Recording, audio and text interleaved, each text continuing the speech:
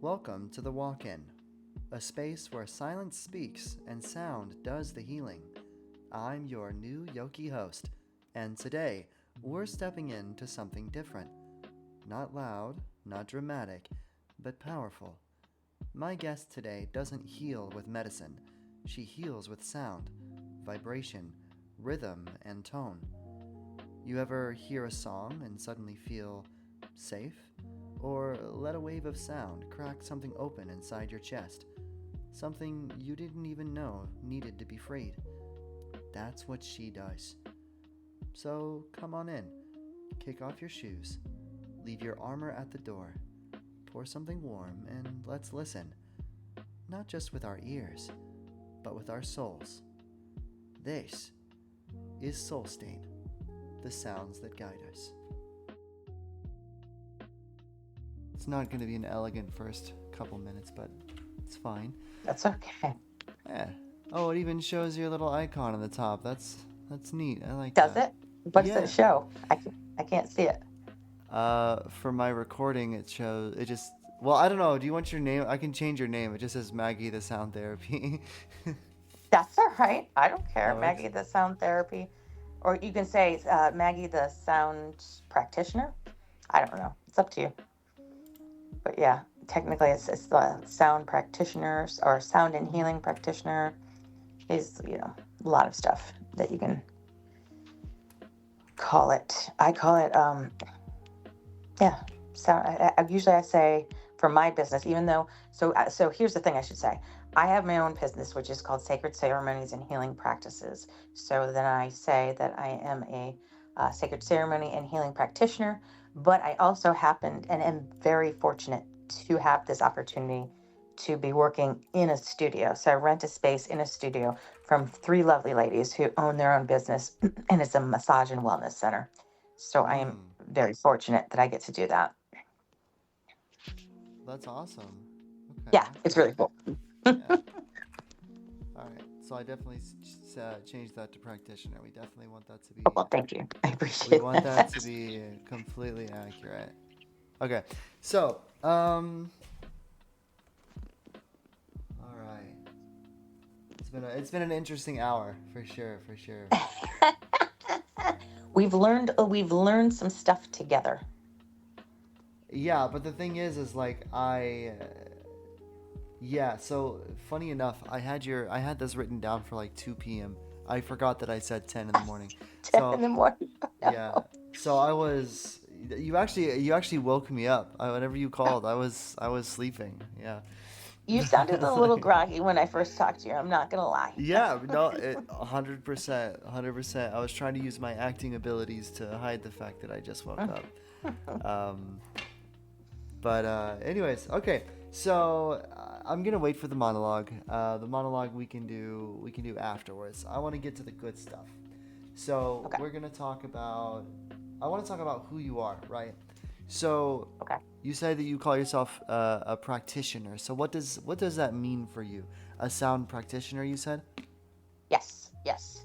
So a practitioner is somebody who has, hopefully, taken certifications, taken has licenses, or has education in the field of practitioner of practice, right? So a massage therapist is a licensed masseuse, and they are a practitioner. They're considered a practitioner. You also, when you go to the doctor, they're considered practitioners because they're all specialized in the fields of what they do. So, a nurse practitioner, right? Then you have a masseuse who is a practitioner. You have me, who's a sound therapist slash energy practitioner. There's several different types of practitioners, and the idea behind it is that they have taken courses, have some sort of certification or license, Okay. which I do. Okay. So how okay, so with this practicing, like this work, this career that you're chasing, how did you find it or did it find you? How did that happen? Both, both. Both. That's an excellent question. So, so I had known from a young age Well, let me actually roll back. Uh, I was born and raised in Lenox, Massachusetts, which is in the Berkshires, which is like the epitome of Norman Rockwell. I don't know if you've ever been to the Berkshires, but in Stockbridge, which is in the Berkshires, there's a Norman Rockwell museum. So I lived in Lenox, which is like a town over.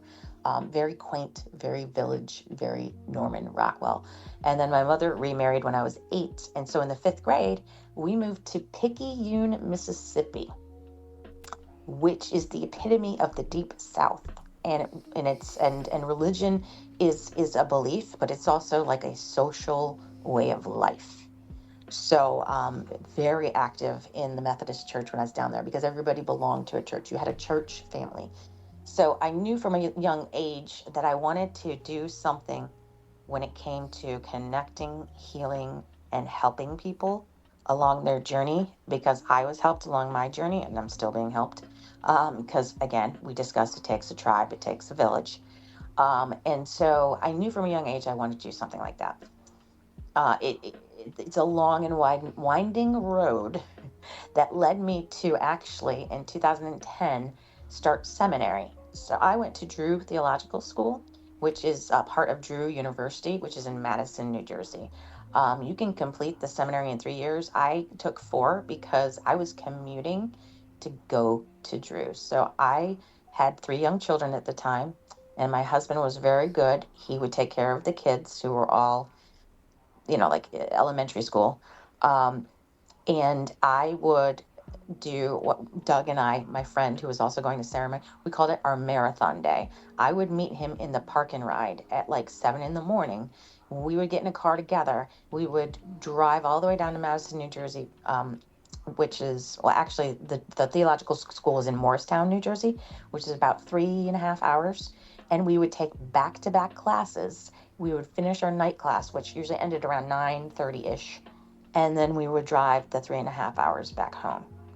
And that's how I did seminary, Oh including my some gosh. online things. Yeah, including some online things and a cross-cultural trip, which if we have enough time, I'll get into that.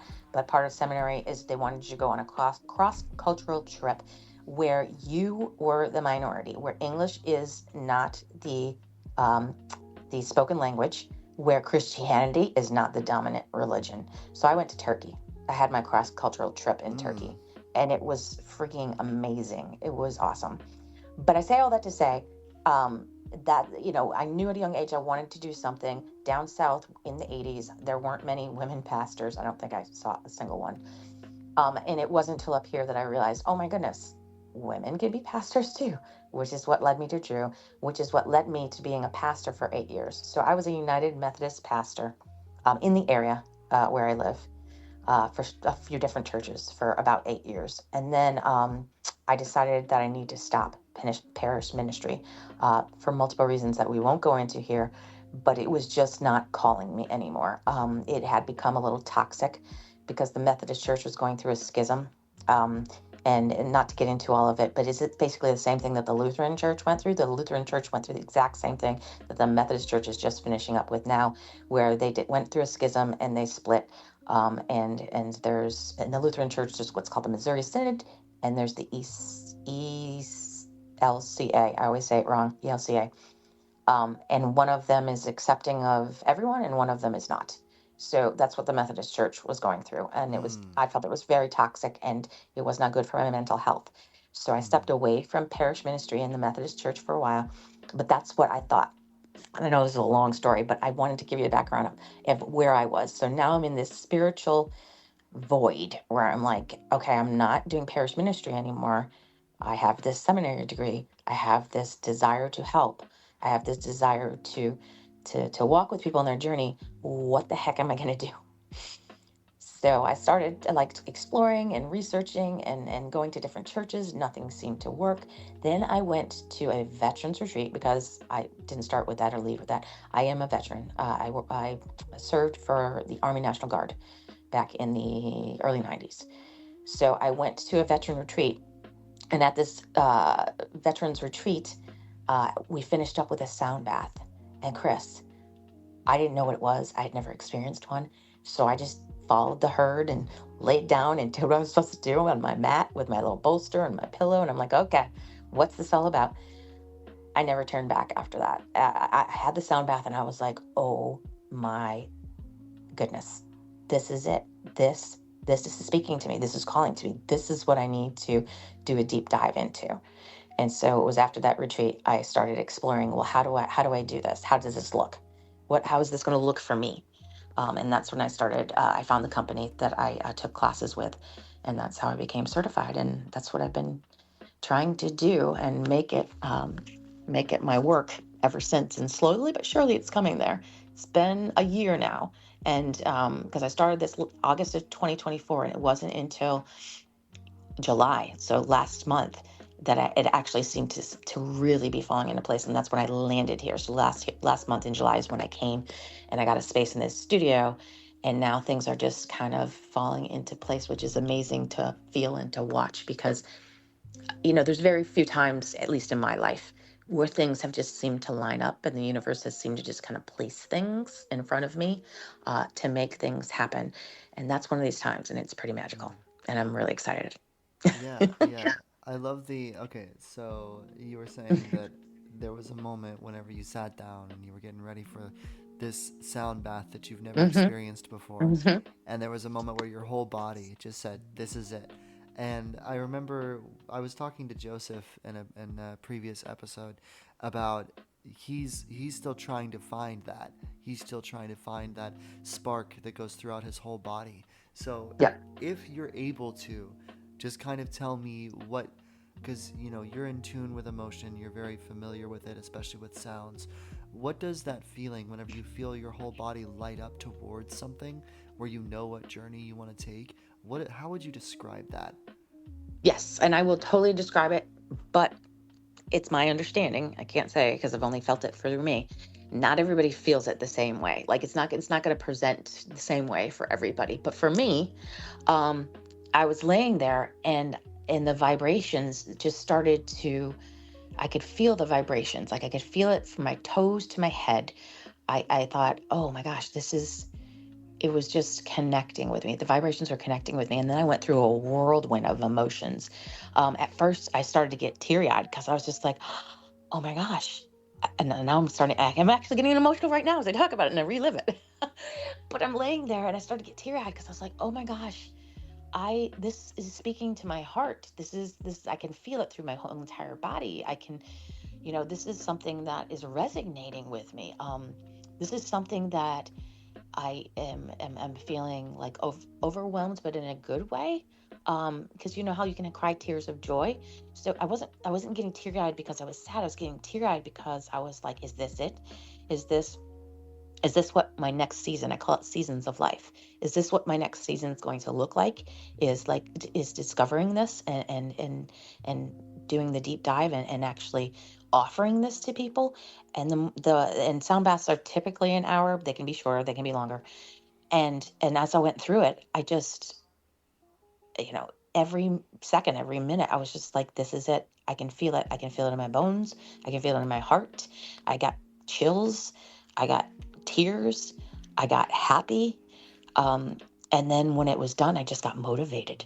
I got motivated to learn more so that I could do it, if Yeah. that makes sense. No, exactly, exactly. So, because I know that for me, it was that moment, that aha moment, as we call it, was I was on stage. It was on 42nd Street, and it was in high school, technically. Whenever we went out for bows, which is basically like at the end of a performance, we'd go out and we'd bow. Whenever I walked out onto the stage, so they had it even. So stage right, stage left, there was the same amount of people walking out. For me, because I was one of like the main characters, it was me and one other guy. But I had kind of walked out ahead of him before he walked out. So for a moment, it was just me and the audience, and they like erupted and like cheering and clapping because Nice. there were a few times that the delivery of my lines had cracked them up. There was one point where there's a line where I say, "She called me a whale and a cobra," and the whole audience just cracked up. And getting to see the Right. way different audiences respond and how different people respond to that line. There was an audience that didn't respond at all, and I was like, huh, Well, this is weird, but okay. And you just keep going. But whenever I went out for bows and I bowed and everybody was cheering and people were flashing cameras, it wasn't about ego. It was about like feeling pride in the fact that I was with a team and we built something and it was able to affect people in that way. I think that was the very beginning of me understanding that I wanted to make people smile. I wanted to make people feel welcome and feel calm away from the noise of the world. Very similar to how you want to heal people, that has evolved for me to where, like, even with this podcast, my goal is to help people along their journey, to help them heal, to help them understand themselves, not as a way of fixing them, but as a way of like reflecting the light that they already have within them. Um, right. so let's talk about more about repressed emotions. So have you Yes. ever, because I'm sure like in that session you said you sat down, it was your first experience. I'm sure that there were repressed emotions. You even said like right now you feel some of them bubbling back up. So I'm sure Right. like all of us, we have, emotions that we repress until they all come out. So I'd love to hear Right. about that. Yes. So let me just read you kind of like a little blurb that I tell my folks when they ask about sound therapy, and this kind of talks about that. But sound healing is a powerful therapy that combines different healing sounds, music, and sound healing instruments to improve our multidimensional well-being by creating a beautiful experience where all layers of our body, mind, soul, spirit are awakened gently and lovingly. So sound is powerful, and it's always been powerful. I mean, if you think about it, if you're outside and all of a sudden you hear what sounds like a gunshot, which most of the time is a car backfiring, your body reacts. Your alarm goes off. I like to call it alarm, not anxiety. I think anxiety, the word anxiety encompasses a lot, and sometimes we use it to label many different feelings. But I don't. I call it the fight or flight. I call it your alarm system. So sound is powerful. Like when you hear something, you hear like a car crash, that's going to make you perk up and be like, okay, what was that and where the heck was it? Right? Sounds, we listen to sounds on a daily. And sound bowls, they're just, they talk to us. Again, you and I talked about this. Our bodies are made mostly of water. That's why when we say, hey, I'm vibing, or you're vibing, I vibe with you, I vibe with you. Well, you vibe with them because the frequencies or the water or the waves, whatever you want to call it, that make up your body are connecting with the other person.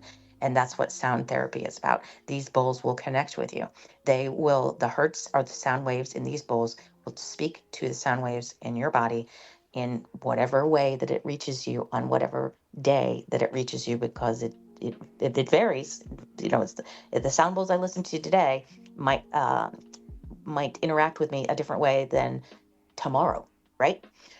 So the sound is going to get into your body, into those waves, and then it's going to stir up at that time whatever it stirs up, and that can be a variety of things. Maybe you came in a good mindset, everything seems to be going well today, you're in a very positive mind frame.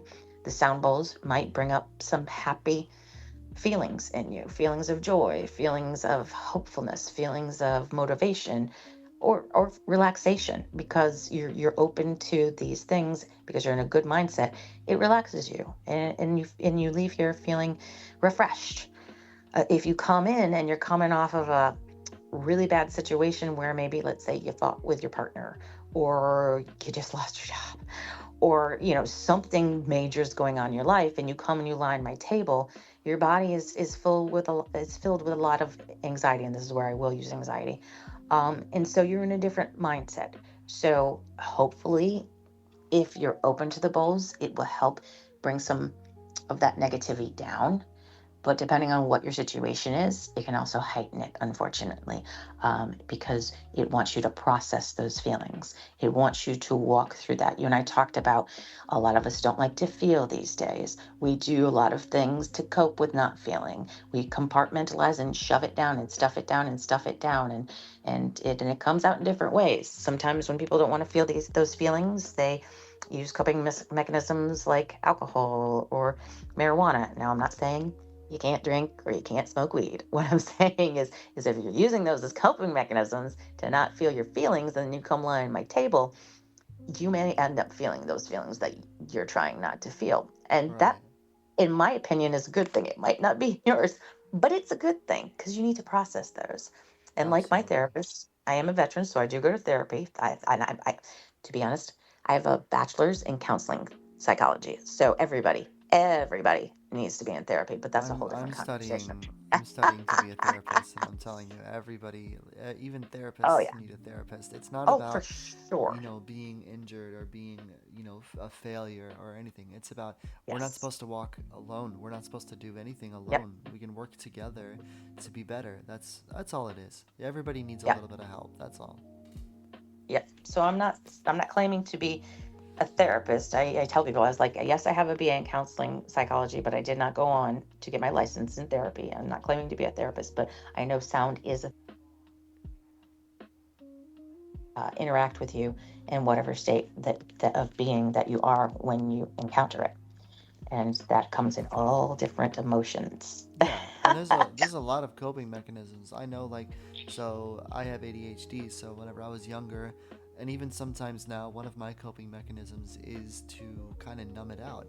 Like, I shut down and I let the world pass on, and I move on from whatever's going on so that I don't have to deal with that emotion. But that Yep. doesn't fix the problem. That just moves it around, you know? Yep. So it's a lot better to, like, if you're feeling something, in my opinion, my unprofessional opinion, you can sit with it and go, okay, why am I feeling this right now? Let me walk through it. Let me breathe through it. Do you think sound has a way of, like, helping us along that path of trying to understand our emotions and, like, work through them? Oh, 100%. It's a meditative experience, right? So for anybody who's an experience doesn't know what it is, it's a meditative experience. So you're going to come in and you're going to either lie down on a table, fully clothed, lie down on a table. It's just, it's not like a massage. Or you can sit in a chair. You can even sit in a chair as long as you're in a relaxed position. And then you're just going to get bathed by these sounds and these vibrations from the singing bowls, the gongs, the rain.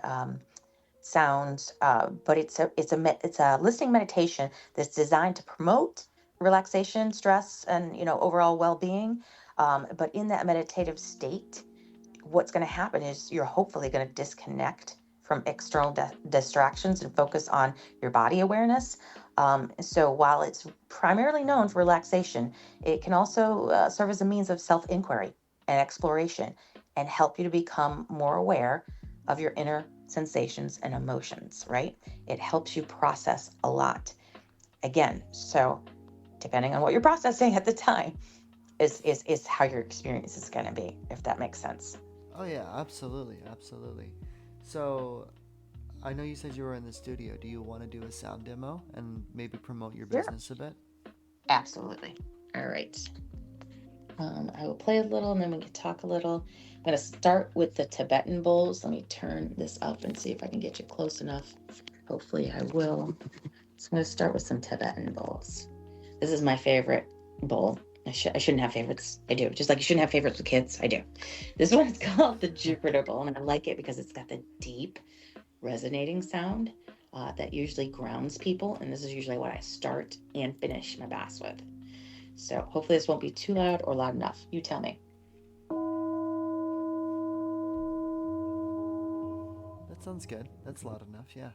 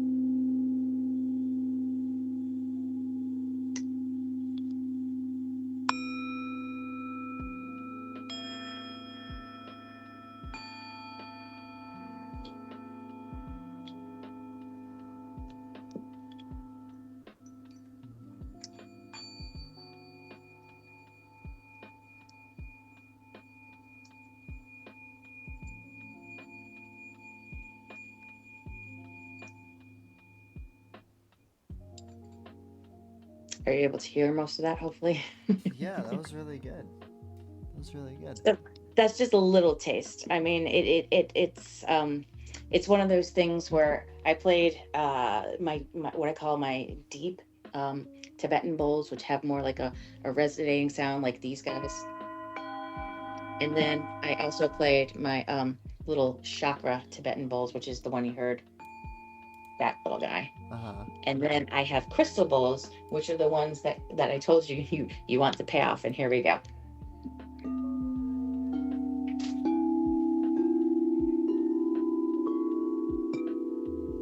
That's technically where it's supposed to end, but I bought an eighth one Mm. just to give that little note, because as we know, it's one of those things where you go like shave and a haircut, and then if you just stop, people are like, "Where's the get lost?" I don't know if you remember that old tune, No, but it's okay. Every time I knock on a door, I do that. Like da da da da da da da. Da. Yeah. right. And if you didn't do the da da, right? So if you do just the,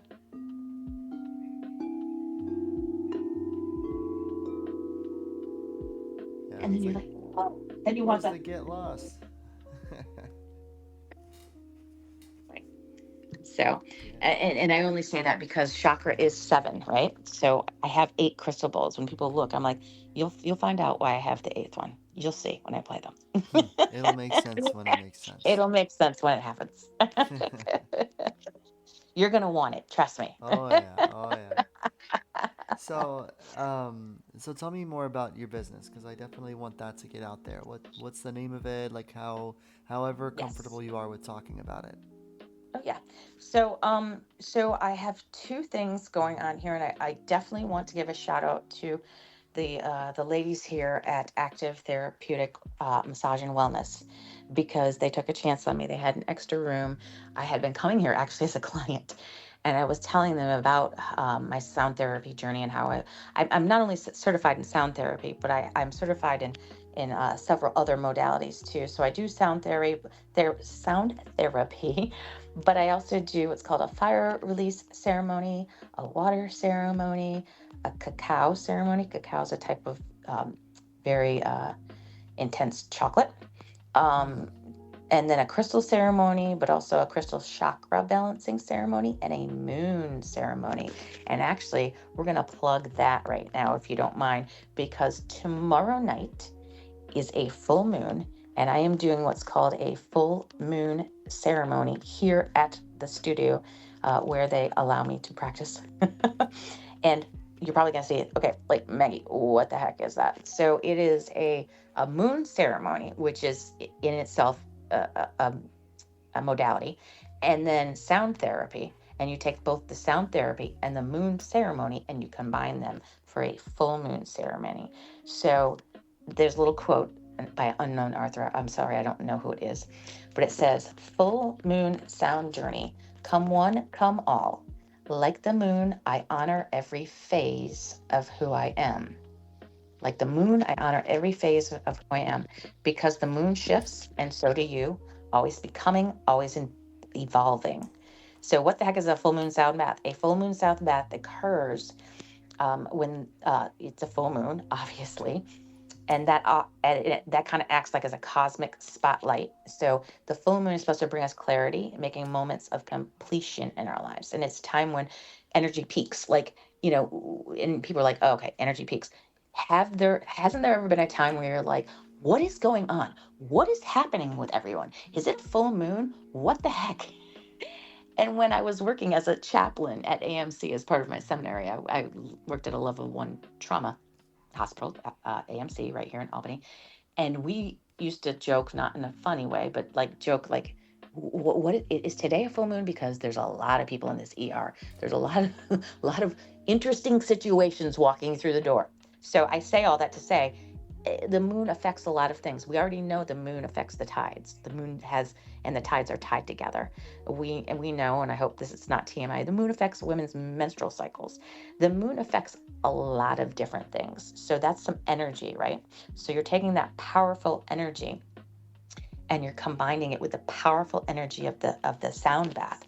And what the hope is is that it will help you with celebrating the achievements that you've had, with all this completing of projects. It's a time to look back in gratitude about where you have come, but it's also a time to manifest your desires, right? And to celebrate your personal growth. So, yeah, so it's the moon right now isn't, and this is a whole different thing we could go into, but the moon right now is supposed to be a Leo full moon, right? And it serves as a reminder that there is only one of you in the world, and that uniqueness is what makes you special. So we're going to allow that to the full moon to illuminate your unique gifts and encourage you to express your authentic self without hesitation. So that is what we're going to focus on tomorrow in this full moon sound bath. And we're going to start by taking little jars of water and putting them outside so that they'll be bathed in the moonlight. And then when participants go home, they're going to take those jars of water and either put it in their window or put it on their porch. And that is called full moon energy water. And you can do with it whatever your heart desires. So Yeah, that is what's coming up tomorrow. I love that. I love that. I love the energy of, because we do all walk through different seasons and different chapters. And there's a friend of mine who I told her recently. I was like, it's so important that when the page is trying to turn, your soul is going to be screaming at you. Your whole body is going to be screaming at you, saying like, look, we want to change the chapter, we want to move on. Yes. Because if you're stuck in place, if you don't allow yourself to kind of celebrate where you've been and where you're going, you're going to be stuck Yes. in place. And your soul doesn't want to be stuck in place. Your soul wants to be free, it wants to move, it wants to go. And I think that a lot of times, if we don't allow that, it can cause a lot of self-destruction. um, no, I'm not a professional, but that's just my opinion. um, have you ever experienced like someone resisting, like someone saying, I don't want to go through this change? Client who came in, and I hope to see her again. I don't know if that I will, but she she she said thank you, and she said that she understood everything, that it entailed and that it was supposed to achieve. But unfortunately for her, there was a couple of bowls. I guess she did not tell me this at the time. There's another thing that I will work more on, telling my clients that they can communicate with me. They don't have to be, just because I'm being quiet doesn't mean you need to be quiet. But I guess there was a couple of bowls that actually made her feel nauseous when I played them. She felt nauseous. And I was like, we'll call her Sue because I don't want to use her real name. I'm like, Sue, if that made you feel nauseous and you're laying on the table feeling like you're going to get sick, please, like, the next time, stop me. Let me know, that this bowl is not vibing with you. And I can either stop playing it and I'll just finish the session playing other bowls besides that one or two, whatever it was. Or we could stop and we could figure out why it is that you feel nauseous when you feel this energy, right? What energy is it talking to you? Because this is something we haven't actually discussed, but I kind of touched on when I said the services that I offer. We all have chakras, and some people believe in chakras, some people don't. But chakras, what that is, it's an energy, they're energy fields. And we have 7 energy fields in our body. Hence, I said that I had those 7 bowls, but I bought the 8th one for the payoff. So we have the 7 different energies in our body. So I wish she would have said, this is making me feel sick. Obviously, if it's making you feel sick, that's something to do with, the energy center that's in your stomach area. And so, let's discuss, like, what might be going on there. Like, what does that energy field, what does it give off? Like, does it give off the power, purpose, self-esteem, which was like kind of part of the solar plexus, which is kind of located below the heart, but there's also what's called the sacral chakra, which is creativity, emotional stability, flexibility. And then you got your root chakra, which is all the way down at the bottom, which could affect everything. That's why it's called the root chakra. And that's what makes you feel grounded and secure and prosperous. So, like, do we start with the root and go up to the stomach where you're feeling sick? Do we focus on the stomach? I wasn't sure how much of a deep dive she wanted to do in that afterwards. And we only talked about it briefly, but I kind of wish she had stopped me, and I'm going to tell my clients, listen, if something isn't vibing with you, you need to let me know so we can fix it, or we can just leave it out, for the rest of the session, depending on if you want to talk about it or not. Right. Right? Yeah, yeah. So, I'm not your therapist. Like, your sound therapist, but I'm not your mental health therapist. So we can talk and discuss and touch on this, but it might be something that if you have one that you want to talk to them about, or discover on your own. right, exactly, exactly. Like sound can bring a lot of stuff out. It can bring a lot of emotions out and allow us to understand where we are, like a lot better than anything else can. Like I think that like even like that's why we love music so much as people because if we're feeling angry, we want to listen to like heavy metal music, or if we're feeling sad, we want to listen to like some lo-fi music or Yeah. whichever. Um, I think that like not even just allowing, but really just breathing through the music and the Mhm. sound and letting it kind of guide us wherever our soul is yearning to be. We're gonna learn like how does our soul want to transition? What does our soul yearn for? What are we yearning for on the inside? You know, Right. um, because And I people no, go ahead. No, I was gonna say, I just got excited because you're right. It's like people need to realize that this sound therapy, this what I'm doing, is not that far from removed from whatever they're what they're already experiencing in daily life, like musicals. You said you're an actor. You were in a show. You've been in musicals. That think about that when people are sitting watching a live musical. If it's one with a big budget and it has a full orchestra, you're sitting there, you're watching. Let's say here's one that most people seem to like. You go to Broadway and you're watching Hamilton. It's not just about the actors on the stage and the singing. It's about the music. The music is moving you. If they were just up there singing without any music, it would not be the same as the full orchestra orchestrating that sound to make that production happen, right? And even people who listen to classical music, they only listen to classical or opera music. That's the same thing. There's highs, there's lows, there's music that's going to make you feel like all amped up, there's music that's going to make you feel kind of melancholy. That's what music does. And that's what the sound bowls are about. The sound bowls are creating some of that music that you're hearing in your daily life on the radio, in the theater, at an opera, um, walking into the grocery store. Do you know that they pump in certain music in the grocery store to actually make people stay in there longer? And right now, if you go in there, the music that they're playing is speaking to people of my generation, Generation X, because those are usually the people that are most in the grocery store right now. If it's not, there's other folks that are in the grocery store, but they found a niche. They found a niche of what type of music that they want to play to keep us in the grocery store longer. Honestly, I don't know if you know that, but No, they do that. I did read about that. Yeah, I read about it a little while back about how, and whenever I went to my, there was like a manager retreat or whatever, like a training thing that I went to in Saratoga for 2 weeks, and I asked them about that. I was like, "Is that true? Like, do you guys really like grab sounds specifically, like music specifically, so people will buy more stuff?" And they were like, "Oh, we don't know." But in my head, I'm going Mm-hmm. like, "Okay, all right, sure, you Mm-hmm. don't know." But yeah, no, absolutely. And everything is sound based. So there's these. I don't know if you've ever noticed at the store those big white poles with the blue lights that make noise. Have you ever noticed those? I did not notice those There's at the like, store you work at. yeah, there's like three of them, Ooh. and so next time you're there, you'll hear them, and they're playing music, and they've been there Okay. for the year that I've been there, and so I Okay. asked my boss, I was like, "What's up with that?" She's like, "It's supposed to scare away like thieves. It's supposed to keep people from wanting to steal." I'm like, what?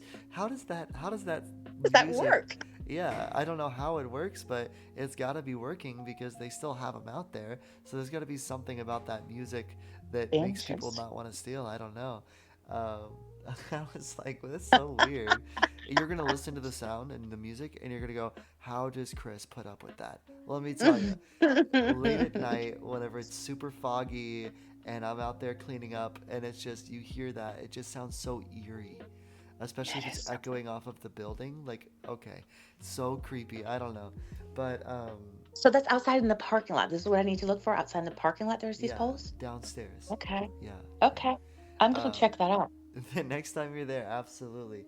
Because I didn't, for the longest, none of us knew what it was, and I was like, Yeah. well, I want to find out.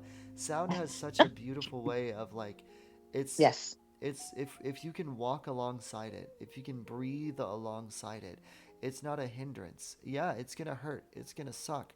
Emotions do, but the beauty of it is that you're gonna come to a better place. You just not Mm-hmm. just spiritually, but on your journey, like whatever, like if you let's say like you're going through a tough time or you don't know what path to take. A lot of times your subconscious, your spirit, it's already pointing in a direction. All you have to do is breathe and allow your soul to kind of point you in that direction. And sound and music has a beautiful way of bringing that out in us. Like I can't tell you how many times that I've gotten in my car and just pressed play on my playlist and the right song at the right time plays and I just start bawling.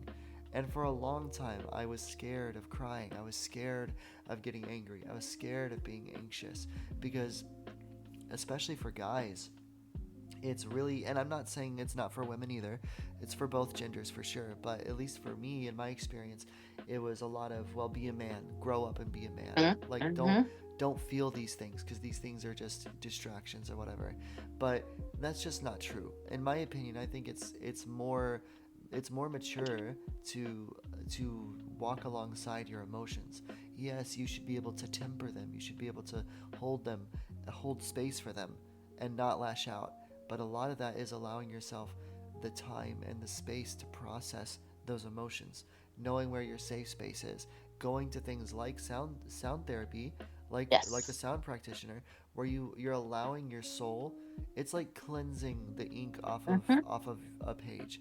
You know, Right. you can write and scribble and draw all over a page, and you can't expect to use that page the next week. So you go in, you allow the sound to wipe the page clean, so that you're going into the next chapter, the next week, completely clean, completely ready for whatever life brings to you. Because life is gonna Yeah. bring you a whole lot.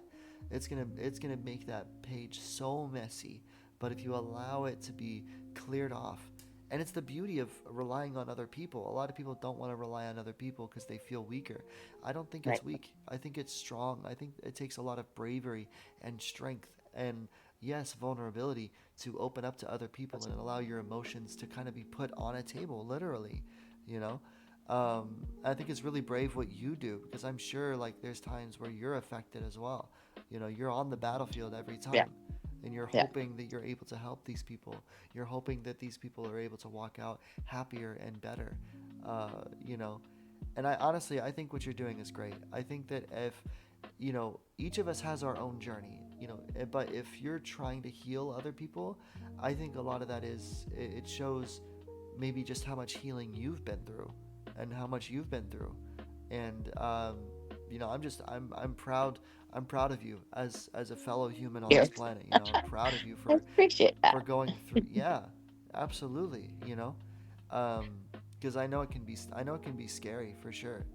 Just like this podcast, like starting it, only having a couple of listeners and trying to get everything set up, taking a whole hour because I don't know what I'm doing. You know, Okay. but the beauty of it It's here. is, yeah, the beauty isn't in the perfection, it's in the intention. We're trying our best to be there for other people, to create a space, a sacred space for people to come in, take a breath, take a load off, kick your shoes off, sip something warm, and just be. There's no need to like try to fix anything or try to do anything. Just be, and just be present and allow us to just breathe. Because in a world that is so loud, in a world that screams go go go go go, consume consume consume, do this, don't do that, it is so important to just sit and breathe. Because Yep. like you said, there's only one of us. There is only one of us. And Mm-hmm. whenever we can really understand that, internalize that, and tell the world, hey, I'm going to be selfish. I'm going to take care of me because there's only one of me. Only one. There's a Yep. million stars, but only one of me. And, so we have to take care of ourselves. And, you know, honestly, I think sound therapy is gorgeous. And I'd love to come over sometime and do it. I'm just, a little terrified of Yeah. repressed emotions, but it's important to let those things out. It's important to hold Yes. space for that. Right. So, Well, and here's the thing. Here's the thing. I just started this. It actually hasn't started yet. I'm doing for people who might be a little hesitant. I am starting what I'm calling Wellness Wednesdays. So on Wellness Wednesday, it's the first Wednesday of every month, starting in September. And on Wellness Wednesdays, I'm doing a group sound therapy. So people can come in. It's for an hour, and it's in a group. So whoever, all of us will be in a room on mats, or I have chairs too if people don't want to lie down. Because some people, with lying down on the floor, it's not their thing, and I understand that. So that everybody's going to come in, and we're going to do a group sound therapy for an hour. And I call it the Wellness Wednesday because if you come, you don't have to, but if you come once a month, every month, I'm hoping that as you come and as you experience it, it will help you in that way. It'll speak to you and it'll help you on your journey. But I also do the one-on-ones, which is more focused on the person. And we can talk a little bit about balancing if you want. Or, you know what? Some people choose not to talk at all. They just walk in, lay down on my table, and they want to hear it. My husband was hysterical the first time he had a sound bath because I had to convince him. Like, babe, let me do this. He's like, I'm not. He's like, babe, I love you. I love you. And I love what you do. And I think it's fabulous. But it's a little hippity dippity for me. I'm like, uh, listen, hippity dippity, man. Please just experience it once. He's like, okay. So what I did was he experienced it through someone else. I did not do it because, of our relationship and how close we are. I was like, I'm fine. I want you to experience the whole thing and not think of, that I'm doing it. I'm going to take you to the lady who helped me. So he lays down and he's like, "Ah, okay." And he starts the sound bath. At the end of it, he's like, "Oh, honey, I had no idea." He's like, "That was amazing." He goes, "I fell asleep." He's like, "And I can guarantee you, I'm going to have the best sleep of my life." And the next morning, he's like, "I slept so good." He's like, "Can we do that every night?" I'm like, "No, I'm not giving you a sound bath every night. I can't." But it's just that. It's like even folks who are like, I don't know about this. This seems a little out there. And then he experienced it. He's like, oh my Lord. He's like, that is something that I want to experience more often. And I'm like, I told you. I told you. You should I try told it. you. I didn't say I told you that. And I would never say I told you that. That's But I'm scary. glad. I'm glad. I'm glad that he experienced it. Yes, it Yeah, does. yeah. It does. So before we round this set, is there anything else that you would like to talk about? Just if you want to get an idea kind of what this is all about, and every practitioner is a little different and it's not going to look the same, for any of us. You can YouTube it. You can go on YouTube and be like, okay, let me see what this sound bath thing is all about. And you'd be amazed at some of the YouTube videos with the sound baths. And what I found out, and I didn't know till recently, since this is, uh, I want to I hate it when people say this is a new practice, even though it's not a new practice. Ancient civilizations have been practicing sound therapy. This has been going on for thousands of years, but it's a thing that is coming up. It's resurfacing. We'll call it Ah, like a resurfacing. revived Um, practice. Yeah. Research it. It has been going on since ancient civilizations. They just use different tools and different forms to do it. Um, but what I didn't know is that I'm only about one of 100 sound practitioners, certified sound practitioners in the world. I did not realize there was only about 100 of us in, not the country, the world. I'm like, how Oh is wow. that? How is that? Right. So it's something that's resurfacing, but it hasn't really become mainstream yet because there's only about 100 of us out there who have been certified in it. So I just encourage people to try it. It's something that's been going on a long time, and it's something that you can really benefit from. Uh, you know, even if it's not spiritually, like some people are like, sometimes it's just for relaxation. Sometimes it's just to take a load off, kick your feet up, and feel a little bit more relaxed and in a better state of mind when you walk out the door. And that's what this podcast is all about. That healing isn't always loud or dramatic. Sometimes it's in the quiet moments when we give ourselves permission to breathe, to feel, and to just be. Maggie, thank you for sharing your gifts, your wisdom, and your heart with us today. Your work reminds us how powerful sound can be, not just to heal wounds we can see, but to heal the ones we carry deep inside, the ones that words often fail to touch. This podcast is more than just stories or conversation. It's a sanctuary, a place we can hold space for each other, imperfect, hurting, hopeful, and most importantly, for ourselves. Because before we can move forward, we have to be gentle with the parts of us that still ache. Before we can find light, we have to honor the shadows.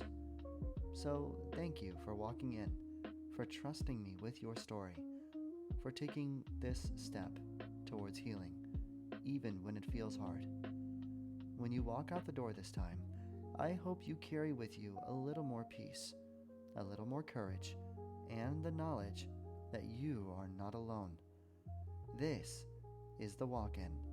I'm still your new Yoki host, and today's episode was Soul State, the sounds that guide us. And until next time, keep holding space for others, for yourself. Keep moving forward, quietly, steadily, with your soul as your guide.